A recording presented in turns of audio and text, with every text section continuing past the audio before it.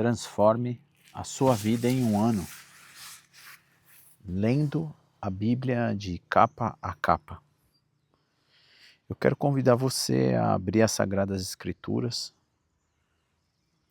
e acompanhar comigo a leitura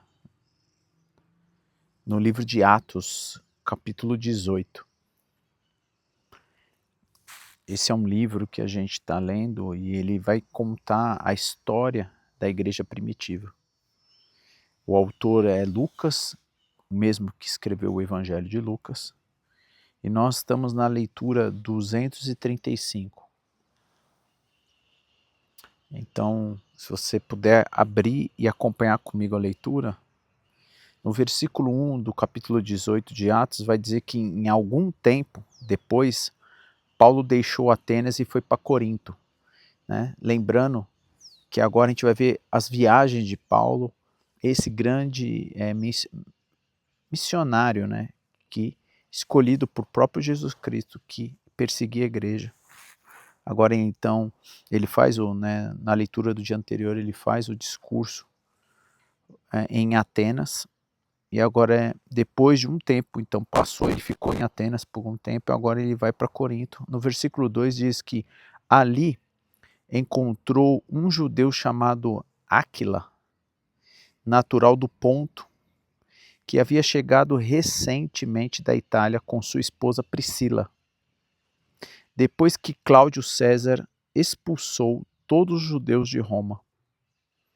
Paulo foi morar e trabalhar com eles, pois eram fabricantes de tenda como ele.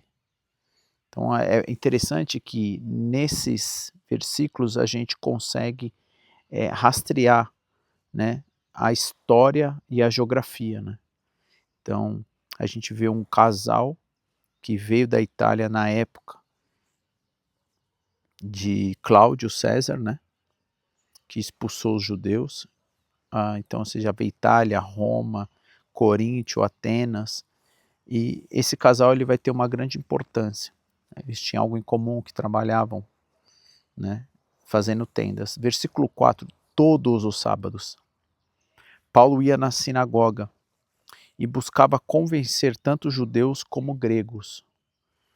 Depois que Silas e Timóteo chegaram da Macedônia, Paulo se dedicou totalmente à pregação da palavra e testemunhava aos judeus que Jesus era o Cristo.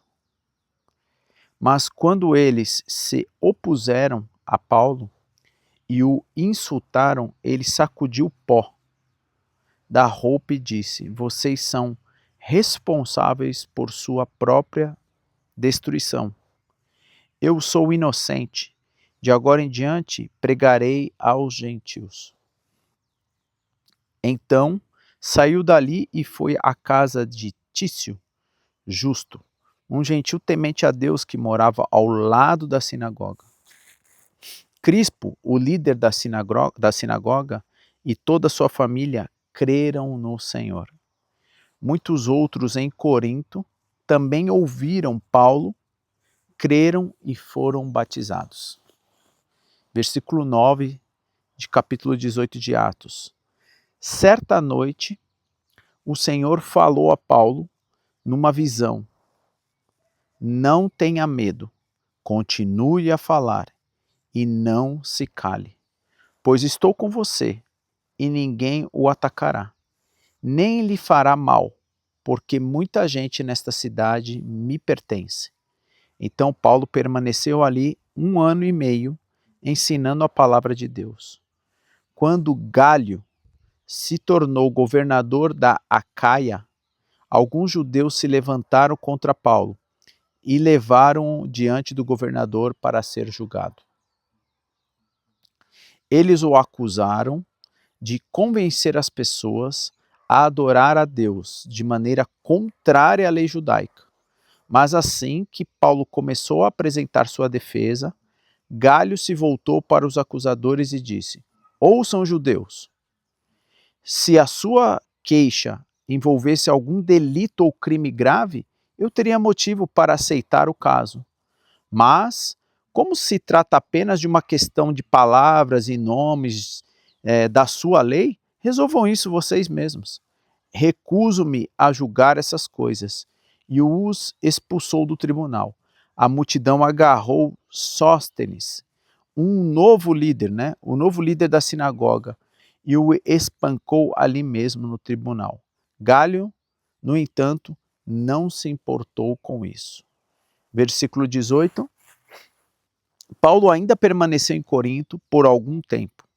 Então se despediu dos irmãos e foi a Cencreia, onde raspou a cabeça, de acordo com o costume judaico, para marcar o fim de um voto.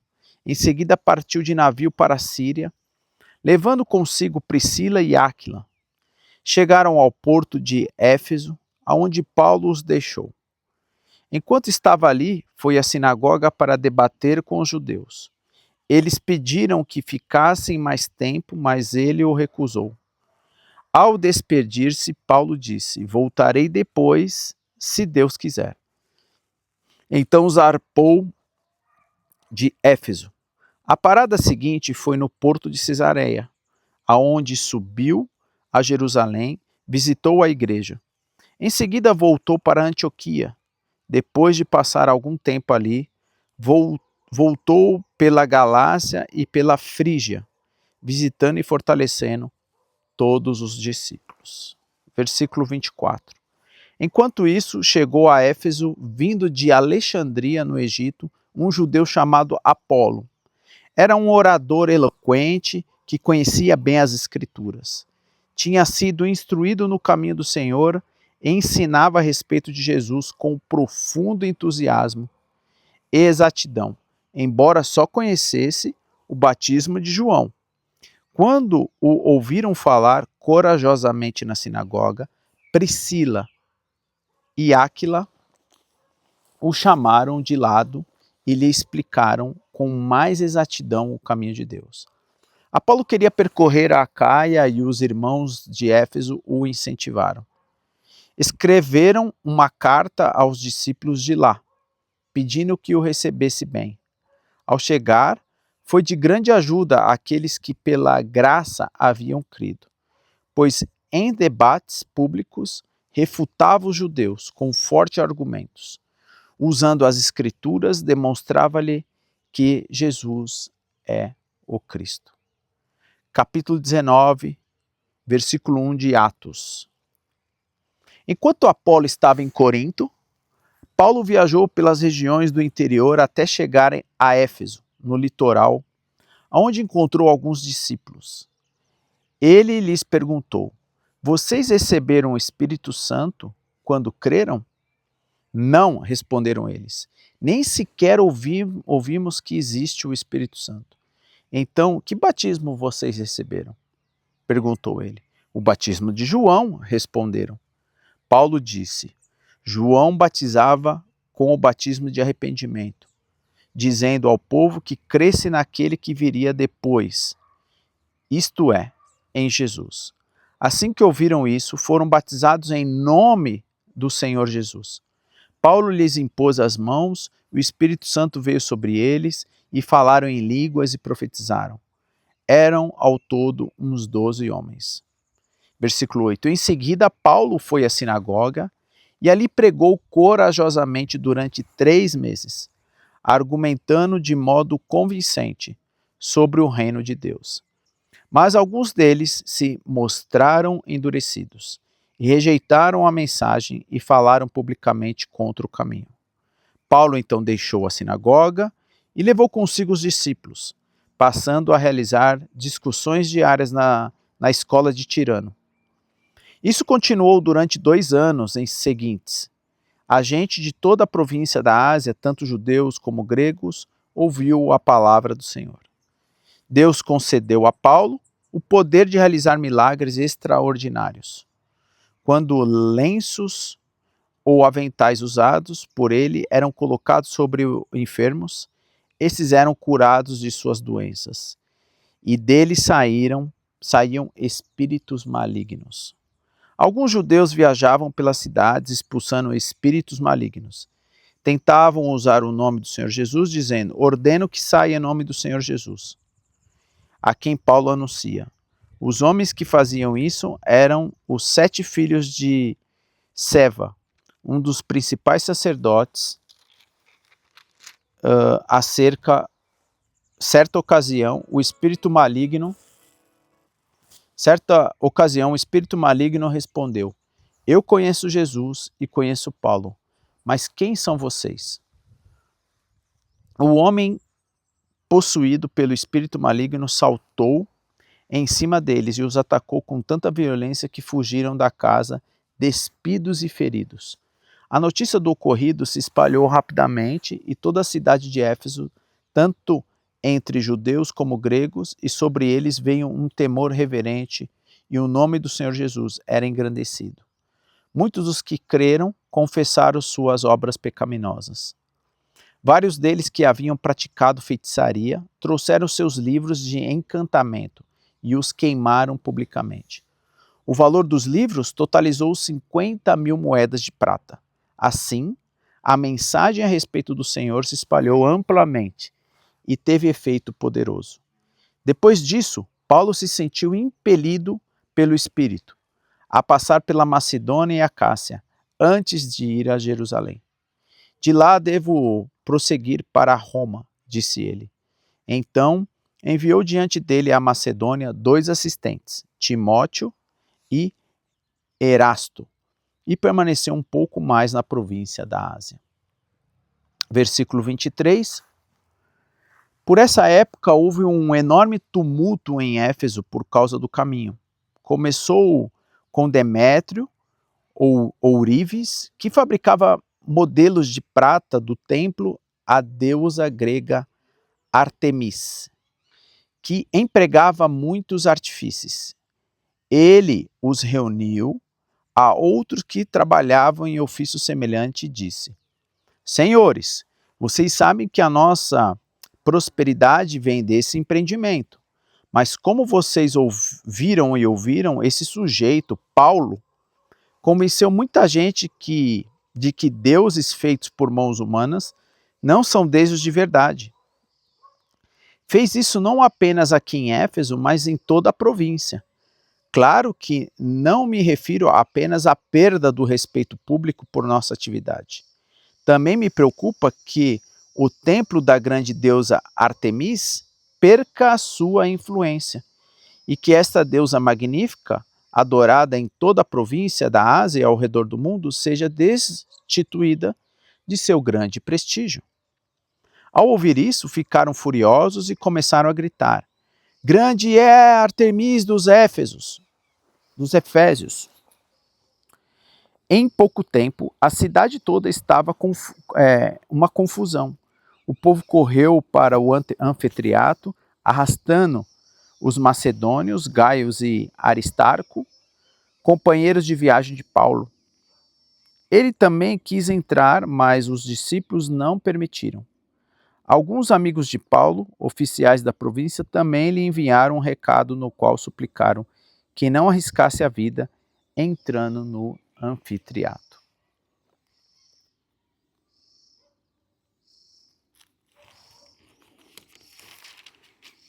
Versículo 32. Lá dentro, em polvorosa, o povo todo gritava e cada um dizia uma coisa. Na verdade, a maioria nem sabia por que estava ali. Entre a multidão, os judeus empurravam Alexandre para a frente e ordenava que explicasse a situação. Ele fez um sinal pedindo silêncio e tentou falar. No entanto, quando a multidão percebeu que ele era judeu, começou a gritar novamente e continuou por cerca de 2 horas. Grande é Artemis dos Efésios. Por fim, o escrivão da cidade conseguiu acalmar a multidão e disse: cidadãos de Éfeso, todos sabem que Éfeso é a guardiã do templo da grande Artemis, cuja imagem caiu do céu para nós.